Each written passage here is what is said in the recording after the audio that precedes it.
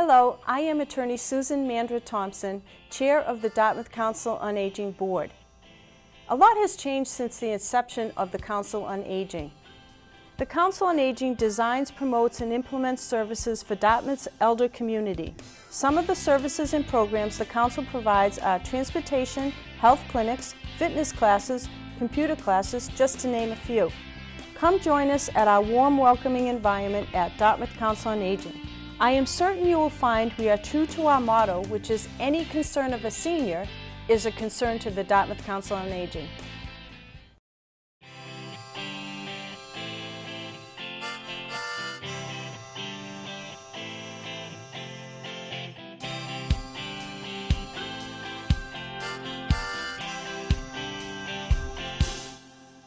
Welcome to Coming of Age.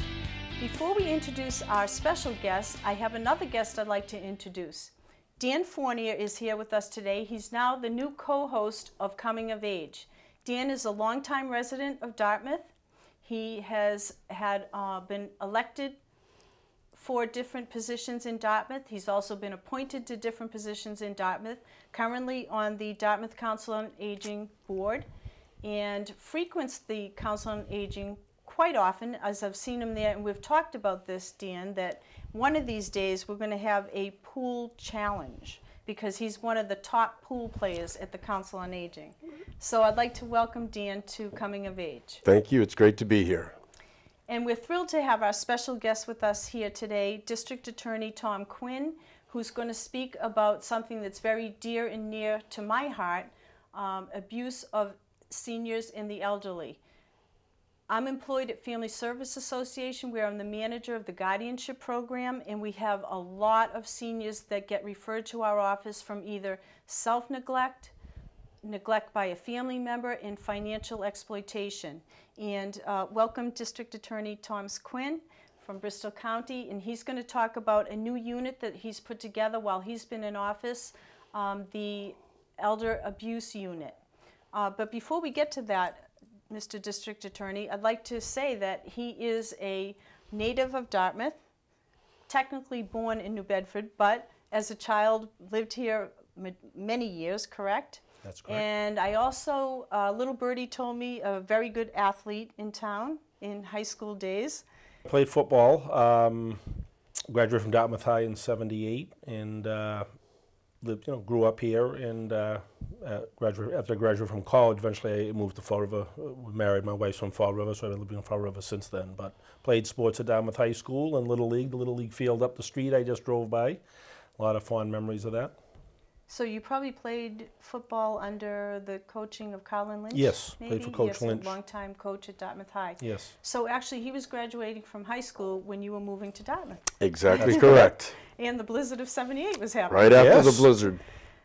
So we'd like to hear about the new unit you have. I know it's been very successful, and I know that we've actually referred cases to your office. So if you'd like to tell the viewers a little bit about the unit and what takes place, and the prosecution and prevention. And I became district attorney about 15 months ago, and as we progressed along looking at what areas I would focus on, it became clear that elder fraud was rampant in this county and frankly throughout the country.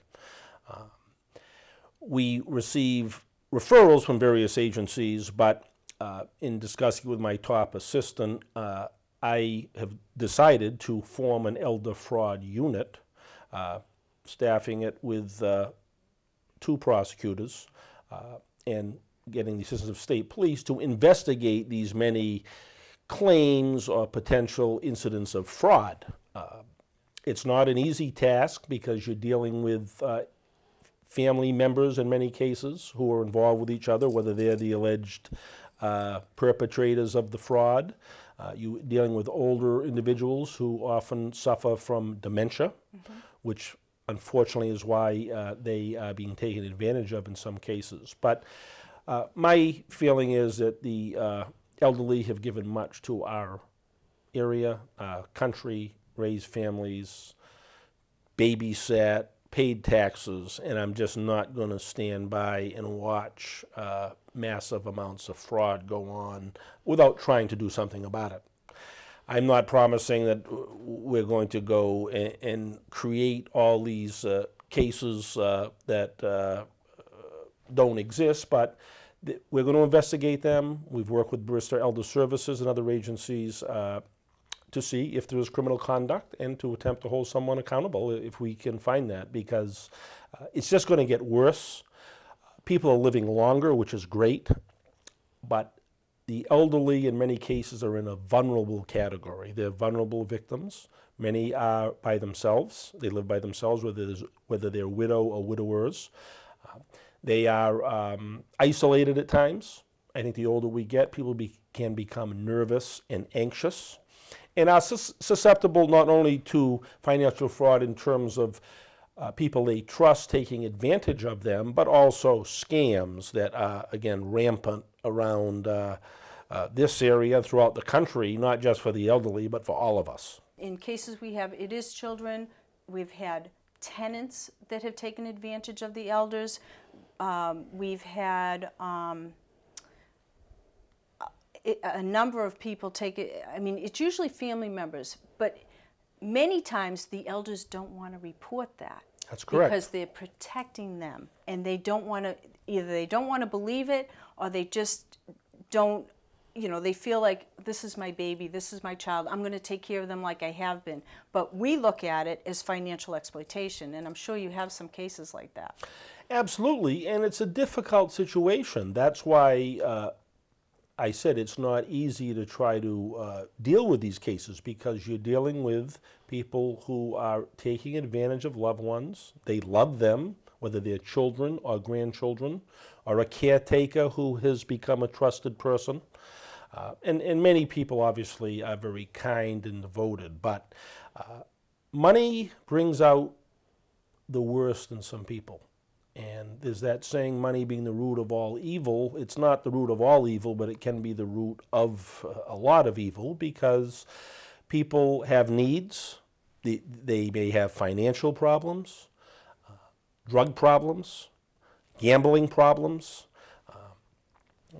drinking problems. If money is tight, there is an opportunity to potentially rectify your situation. The problem is it's going to come at the expense of your mother, your father, your aunt, and we have to determine in the end if it's criminal conduct. In some cases, it may be morally wrong what they're doing, but if there is the consent of the parent or whoever the individual is, that can be problematic for a prosecution. But sometimes that consent is achieved in different ways that are not, again, the right thing to do. So we're investigating the cases, and we're going to do what we can to try to address this issue through education and prevention and prosecuting people. Because yes, the grandparent may love their grandson or their daughter, their son, and I'm not really looking for people to turn on them and turn them all in, but they're not entitled to have, they should not have, or they shouldn't be subject to having their lives ruined in many cases, certainly causing them significant psychological distress by having, whether it's life savings or whatever amount of money it is, taken from them when they should have some solace and peace at the end of their life. And again, you're right, it's caretakers, like they are so vulnerable. They think, oh, this person's going to help me. And a lot of times banks will refer people to Bristol Elder Services. They're one of our main referral sources where I work, although we deal with a lot of the protective agencies in Plymouth County and Norfolk County as well. But Bristol Elder Services is a great resource for people that everybody, all the seniors need to know about Bristol Elder Services, because they just have so many things that they do, and they have a whole protective unit. That's right. That will look into and investigate, and it may be that it really isn't something they need to bring forward, but in many cases they do an investigation and say, this is someone who needs help. We've had cases where people go to banks, and I mean, I can think of a case right off the top of my head where the woman met somebody at a donut shop, and the woman kept taking her to the bank. $5,000. Got the 5,000, 7,000. Got the 7,000, 10,000. Finally, the bank reported it, but I mean, you know, I always say to the banks, I hope you have training on this, because that's another place where a lot of scams and people taking advantage of people, that's where it happens. Yeah, I actually spoke at a seminar put on by Bristol County Savings several weeks ago, and I commend them for their effort in trying to educate their customers and other people.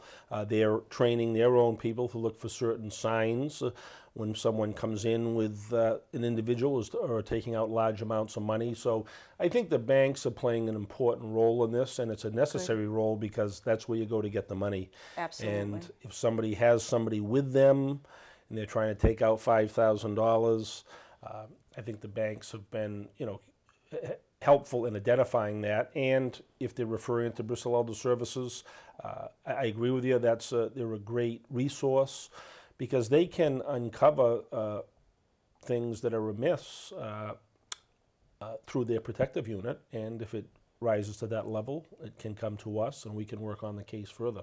Yeah, we appreciate you, because I know that we've had cases that have gone to your office, and actually they've prosecuted and got restitution to the extent they could.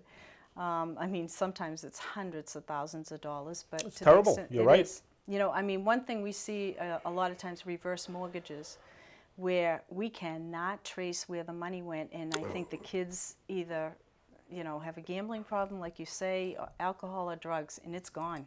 You know, and here's the house that's in total disrepair. They obviously didn't use the money to repair the home, you know, so that's one thing that always bothers me. But I'm sure that, so you work with probably families, that the elders themselves, the protective agencies, and probably the police departments? Yes. On this? Working with the departments throughout the county. We have several state troopers that I have assigned to investigate these cases, because it takes a lot of resources to investigate these cases. But I think it's worth the effort, and it's going to require teamwork from everyone to contribute. So when cases are brought to our attention, we can prosecute them if appropriate, and attempt to get some satisfaction. At least legally, they'll be held accountable if we can prove it, and there'll be some accountability for it, as opposed to nothing happening. Because, as you indicated, the restitution in many cases is difficult. We had a woman in Taunton that I had indicted in Superior Court. Caretaker stole over $200,000. She was 85. Now, she went to jail, which was appropriate, for several years, but is that woman now 85, 86 now, going to get the money back? Highly unlikely. Right. So it's very serious, in many cases despicable behavior that has taken place by people in a position of trust. Exactly. I know we had Detective Kyle Costa in on one of our shows here, and he talked briefly about scams. Could you please tell the viewers some of the scams that you're thinking about, that you know about right off the top of your head, that's happening right now? Yes. One of the things I'm also trying to do is prevention, not just prosecute, because if you can prevent some of these things from happening, we're all better off. IRS is a big scam. Call up, it's the IRS, you owe money. It's very simple. The IRS communicates only by mail. Then you can get scared. They don't call over the phone. They send you a certified letter, and then you can bring that to your accountant. It's very simple. Hang the phone up. You should not bite, so to speak, for the IRS, because they don't have the time or resources to be calling people up, and it just doesn't work that way. What I'm doing with respect to these scams is trying to get out to the Council on Agings and address the elders and mention some of these scams and how they can be avoided, because that's got to be part of it. So I've gone to a number of Council on Agings, and I'm going to go to all of them in the near future to carry this message. Another scam is the grandparent scam. Get a call, your grandson is in jail in Canada, or he's in jail somewhere. You got to send $3,000, $4,000, $5,000 to get him out. Well, obviously, grandparents love their grandchildren. They get scared easily. They want to help them. And some jump the gun and will wire money. I was in Florida recently and read an article of that precise thing. call, send 60 grandsons in jail, 6,000 to this lawyer. They did it. They kept, they got suspicious because they got several calls saying, where's the money, where's the money? They trace it, they end up dropping the money off, but the only reason the guy got caught was the girlfriend got the money and confronted him and said, what's this? And then she called the police. So if she hadn't intervened. That's different. It's very different, and it's ironic, but the point is it's everywhere, and people are sending the money. A good friend of mine said the other day, he said, I was thinking of you. A friend of his was relaying how they were a victim, a family member was a victim of the grandparent scam. I've heard it mentioned about the computers. Somebody will call up and say, you got a computer problem, and they engage in conversation, get a credit card and say, well, I owe you $200 or $300 to fix it. And there are others. I think those are the predominant ones. Some people have mentioned a few scams that I wasn't aware of, but my advice is very simple. Hang up the phone when you get these calls. Some people have the ability to screen the calls, that they see them on the television or on their phone. If you got out-of-state numbers calling you, there's nobody you want to talk to, unless it's your family member who has your cell phone. So if you somehow have no alternative but to answer the phone, if there's a gap in the person responding to you on the phone, hang it up. Nothing good's going to come of those calls. And never, ever give out your bank information. I wouldn't give out any information on the phone. Make that clear. Right. Information is provided in other ways through the mail, in legitimate companies, electric company, but anything conveyed over the phone now is very risky. And the other thing that's rare is you have people going door to door for things. True. I mean, I've heard of people going to the door to seniors with a cable shirt on or electric, and it's the same thing. Don't let them in.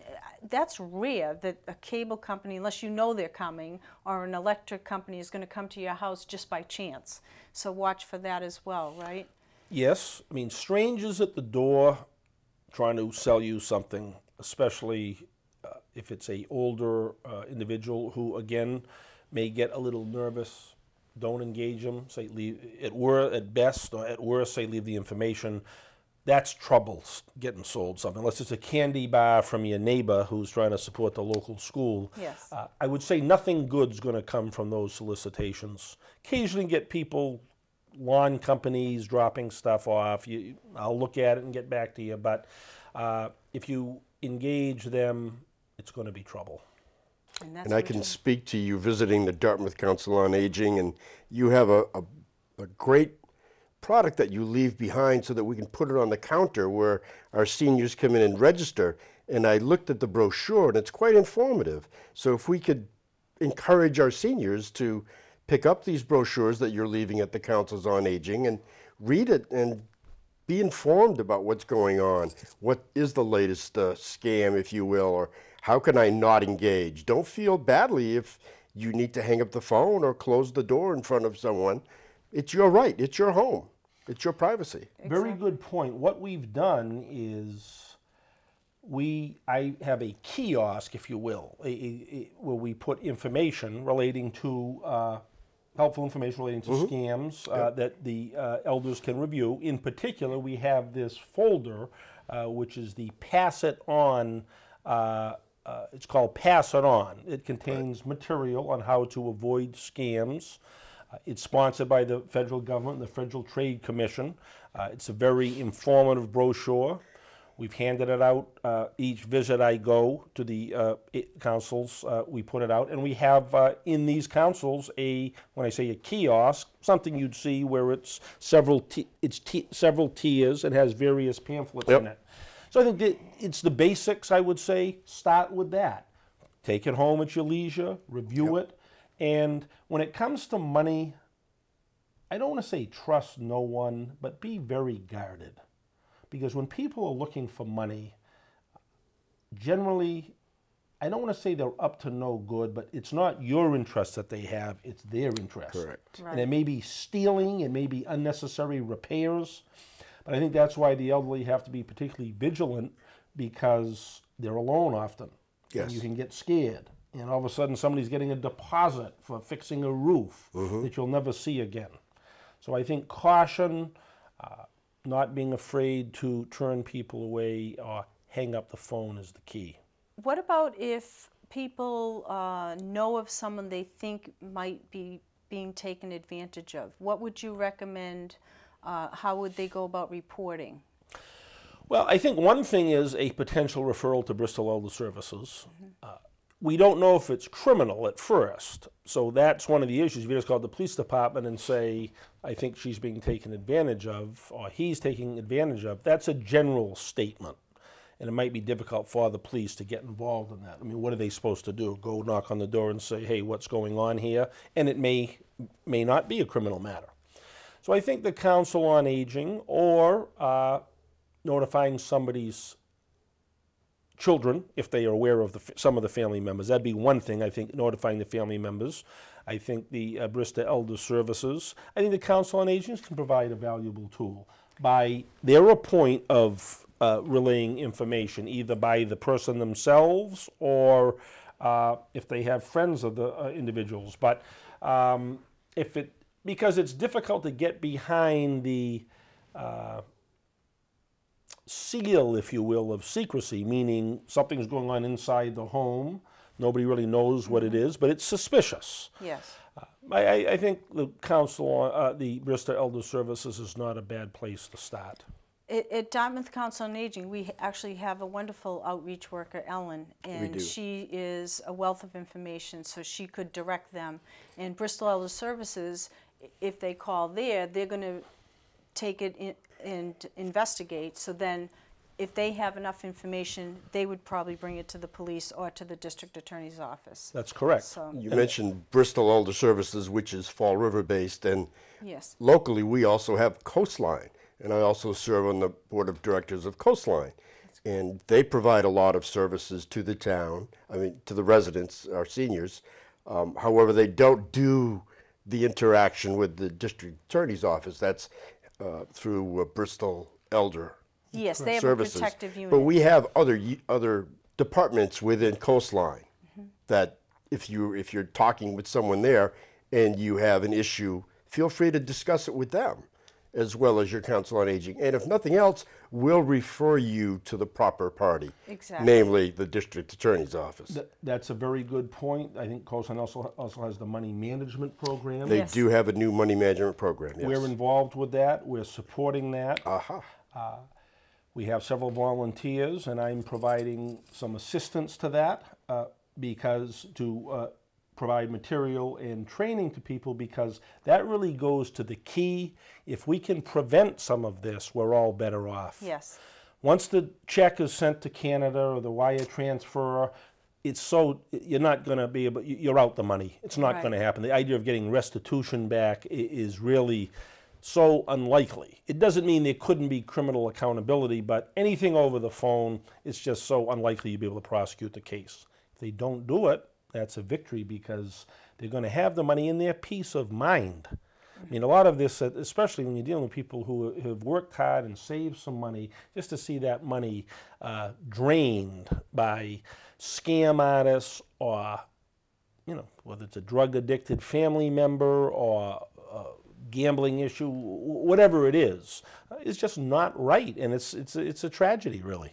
I was one of the volunteers at the Money Manager program, and the people that I helped, they were so thankful to have somebody and all I was doing was paying a few bills, but they were just so thankful to have somebody helping them with that. It's a great program. It is. It is a great program. It's a great program. We're supporting that strongly, because I think that can provide assistance to real assistance to people, and hopefully prevent them from suffering financial loss through whatever means.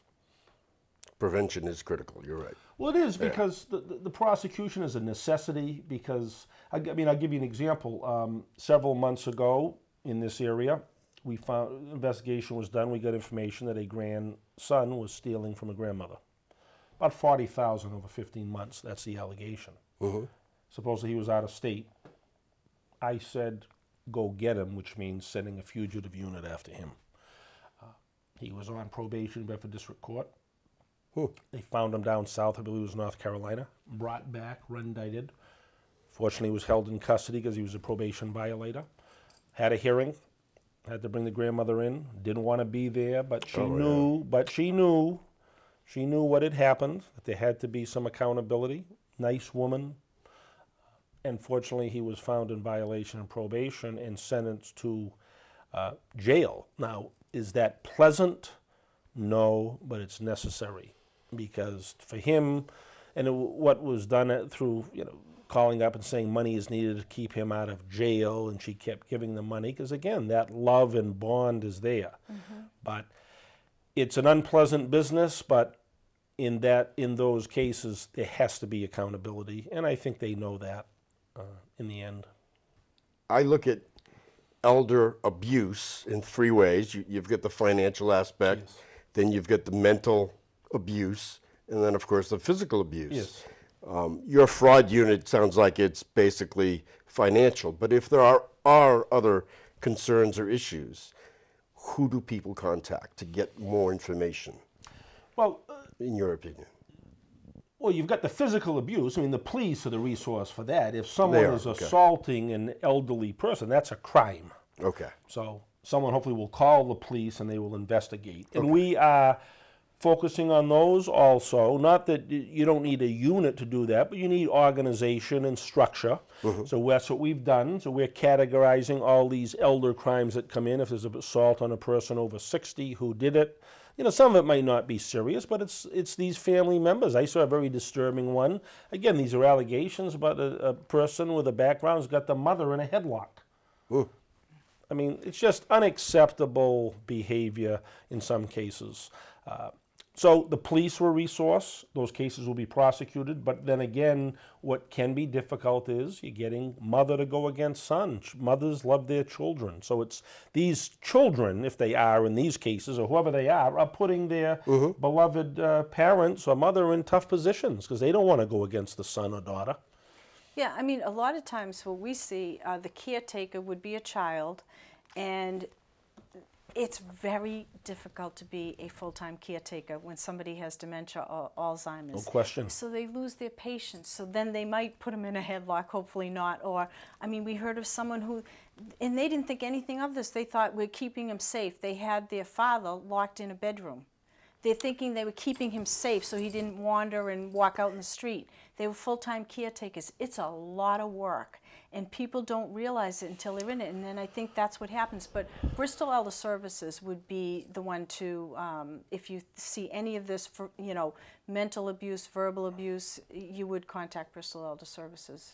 Well, we have a case in Fall River that just come to light the last couple of weeks. You referenced the various types of abuse. Yes, physical. We have neglect also. And we've seen some terrible cases of neglect that are charged criminally, where I have responsibility for my mother. I let her sit in a chair. Don't feed her properly. Right. She deteriorates physically because of my inaction as someone who is responsible for her. We have a very serious matter in Fall River where a woman just died and that person has been charged and we're investigating it. So that's another prong. How you get the caretaker to report physical abuse or neglect is difficult, but the people, they wouldn't hear from the person. You just have to be alert and hope that responsible people will notify the authorities in some of these cases so that the person, the abuse can stop. Many times it's the treating physician that will report it to Bristol Elders if they see like bruises or sores or like a bed sore. They know that there might be something going on where the caretaker's not really caring for them appropriately. That's a lot of referrals to Bristol Elder come from treating physicians. And then they refer the case to Family Service Association. And I think the difficulty from a criminal point of view, meaning prosecuting the case, again, is getting the mother or the father to go against the son or the daughter is tough, and I sympathize with them. But I would just say, in the end, they can't be treated like that. It's inhumane in many cases. And if the evidence is there and it's appropriate, we're going to I'm putting the resources into trying to address this. So hopefully we can avoid a few cases through prevention by going out, providing material and talking, and holding people accountable. They know that I mean business, that if we can come across it and investigate it, we're going to try to hold these people accountable. You're doing a great job, and we thank you. I thank you for being here today. My pleasure. Thank you for making elder abuse issues one of your top priorities. I mean, it is, people are living longer. We're going to have more and more seniors, so these issues are not going to go away, and we thank you for that. Really appreciate it. Thank you for having me. Great. See you. Nice to see you.